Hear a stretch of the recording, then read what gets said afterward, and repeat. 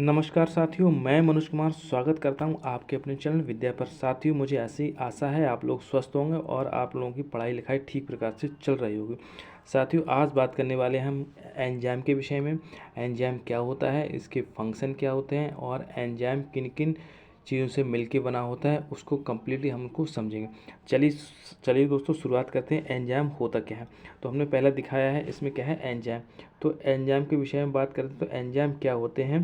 तो सबसे पहले क्या, एंजाइम्स आर सिंगल या कॉन्जुगेटेड प्रोटीनेस सब्सटेंस। मतलब इनका होता है एंजाइम्स होते हैं या तो सिंपल या कॉन्जुगेटेड में संयुक्त प्रोटीन के पदार्थ बने हुए होते हैं। किसके बने होते हैं, एंजाइम सिंपल या फिर कॉन्जुगेटेड प्रोटीनेस सब्सटेंस होते हैं। ठीक दोस्तों, समझ गए होंगे, मतलब प्रोटीन के पदार्थ होते हैं जी एंजाइम्स। ठीक है, इसके बाद में it is the management and control different activities. इसका कहने का मतलब क्या होगा, कहने का मतलब ये हुआ कि ये क्या काम करते हैं, ये इनका फंक्शन होता है, ये करते हैं, ये हमारा मैनेजमेंट करते हैं। किस चीज़ का मैनेजमेंट करते हैं, और कंट्रोल डिफरेंट एक्टिविटी मीन्स विभिन्न क्रियाओं का संचालन एवं नियंत्रण करते हैं। कौन, एंजाइम करते हैं। तो समझ गए दोस्तों, पहला पॉइंट हमारा समझ गए, ये प्रोटीनस पदार्थ होते हैं। कौन से प्रोटीन्स, कॉन्जुगेटेड प्रोटीन के बने हुए होते हैं, सिंपल या कॉन्जुगेटेड प्रोटीन के बने हुए होते हैं। दूसरा हमारा इनका फंक्शन क्या होता है, तो एंजाइम का फंक्शन हमारा क्या होता है, ये management and control different activity यानी विभिन्न क्रियाओं का नियंत्रण एवं संचालन करते हैं।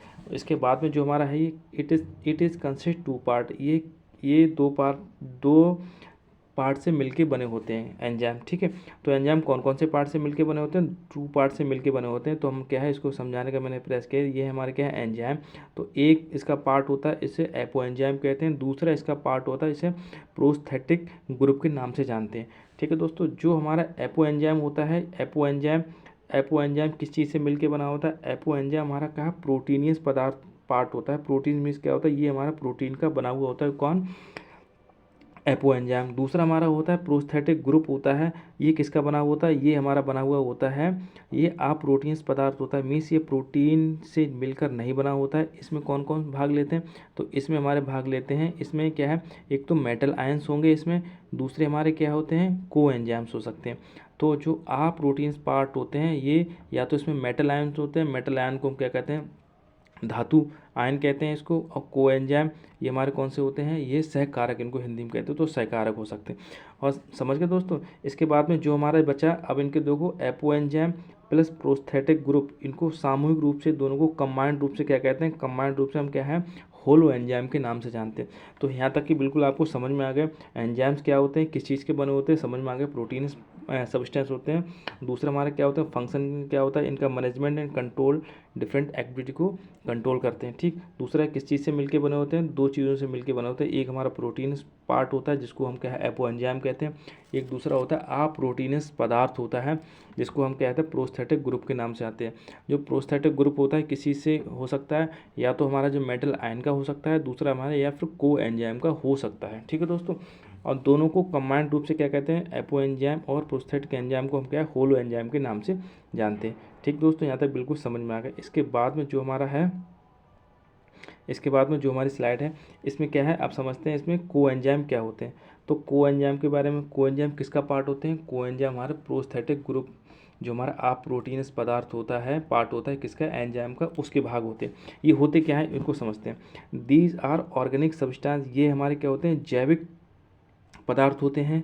ठीक, इसके बाद में which is the temporary connect with the apo enzyme, ये हमारे क्या काम करते हैं, ये हमारे एपो एंजाइम से अस्थायी रूप से संबंध होता है इनका, जिनका इनका क्या होता है, जो सहकारक होते हैं जिनका एपो एंजाइम से अस्थायी संबंध होता है। मीन्स ये टम्परेरी, उसको इसे परमानेंट फिक्स नहीं होती, ये टम्परेरी स्टेट में रहते हैं। किसके साथ जुड़ते हैं, ये हमारे जुड़ते हैं एपो एंजाइम के साथ, टम्परेरी कनेक्शन रास्ता होता है इनका। ठीक है, इसके बाद में जो हमारे होते हैं, ये होते क्या चाहिए, ये mostly these are the vitamin, ये हमारे क्या है विटामिन के ही बने होते हैं यार।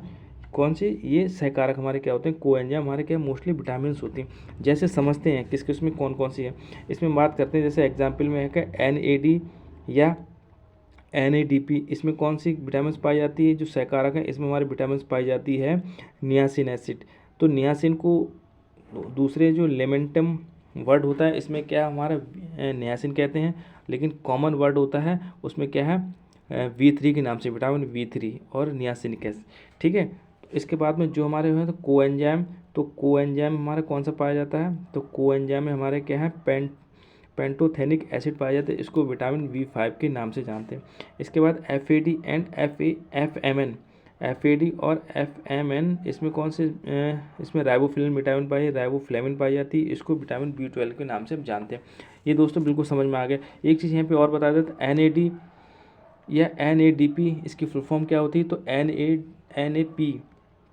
NAD इसकी फुल फॉर्म हमारी होती है निकोटिनामाइड एडिनाइन डाइन्यूक्लियोटाइड, इसकी होती है निकोटिनामाइड एडिनाइन डाइन्यूक्लियोटाइड होती है। ठीक है, और इसी के बाद कोएंजाइम आपको पता ही इसमें कौन सी हो। इसके बाद FAD और FMN, तो FAD इसमें क्या होता है, इसमें क्या है, फ्लेविन एडिनाइन डाइन्यूक्लियोटाइड।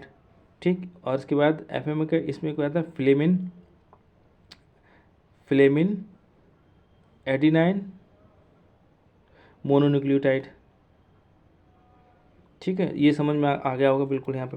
तो यहाँ पे क्या हो गया, यहाँ पे ये समझ में आपको आ गया होगा सह एंजाइम क्या होते हैं। ठीक है, इसके बाद में बात इसमें मेटल्स कौन कौन से होते हैं उसको भी देख लेते हैं। तो हमने प्रोस्थेटिक ग्रुप हमारे क्या दो चीज़ों से बताए थे हमने। ठीक है, एक हमारे क्या होते हैं, ऑर्गेनिक आयंस होते हैं, दूसरे हमारे क्या मेटल्स आयन होते हैं। तो जो हमारे ऑर्गेनल्स होते हैं, ऑर्गेनल्स इनको हमने समझ लिया कौन कौन से होते हैं। ठीक है, अब इसी मेटल आयन कौन कौन से इसमें कनेक्ट होते हैं उसको और समझ लेते हैं। तो हमारे जो होते हैं मेटल आयंस हमारे कौन कौन से, तो आपने देखा होगा ये हमारे क्या है, एंजाइम है। इन एंजाइम में मेटल आयन कौन कौन से पाए, तो पहला हमारा जो है इसमें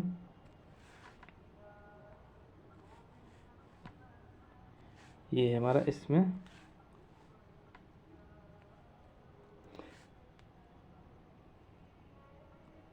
अब समझ में आया। ठीक है, अब हमारा क्या है, आयरन, ये है Fe आयरन। तो आयरन हमारे किस में पाया जाता है, ये हमारे एग्जाम में कई बार पूछे गए हैं, कौन कौन से एंजाइम में कौन कौन से मेटल धातु पाई जाती हैं, तो इनको ठीक से समझते हैं। तो हमारा साइटोक्रोम ऑक्सीडेज में क्या पाया जाता है, इसमें हमारा क्या एक आयरन पाया जाता है। और हमारा कैटालेस में कौन सी धातु पाई जाती है, आयरन पाई जाती है। परऑक्सीडेज कौन सी धातु पाई जाती है, इसमें आयरन पाई जाती है। ये समझ में, तो ये 3 एंजाइम है इसमें कौन कौन से 3 एंजाइम हैं, साइटोक्रोम ऑक्सीडाइज, कैटालेस और परऑक्सीडेज। इसमें क्या चीज़ पाई जाती है, कौन सी धातु पाई जाती है, इसमें आयरन पाई जाती है।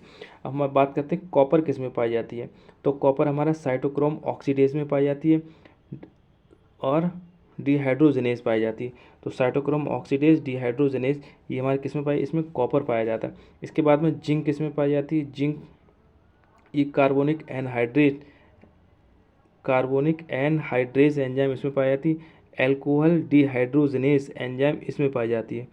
तो ये कई बार एग्जाम पूछा, जिंक इसमें पाई जाती है, कार्बोनिक एनहाइड्रेज इसमें पाई जाती है, एल्कोहलिक डिहाइड्रोजनेज इसमें पाई जाती है। ठीक, इसके बाद हम क्या बात करते हैं, मैग्नीशियम किस में पाई जाती है, तो मैग्नीशियम हमारी क्या है, हेक्सोकाइनेज इसमें पाई जाती है और पायरुवेट काइनेज इसमें हमारी पाई जाती है। ठीक, इसके बाद में निकल किस में पाई जाती है, निकल हमारा यूरिएस एंजाइम इसमें पाई जाती है। मॉलिब्डेनम किस में पाया जाता है, तो मॉलिब्डेनम हमारा पाया जाता है डाइनाइट्रोजिनेज हमारा एंजाइम है। इसमें क्या चीज़ पाई जाती है, इसमें कौन सा एलिमेंट पाया जाता है, तो इसमें हमारा पाया जाता है मेटल धातु पाई जाती है। दोस्तों ये हमने जो जानकारी दी थी, ये उसके एंजाइम के बारे में आपको मैंने जानकारी थोड़ा सा बताने का प्रयास किया था।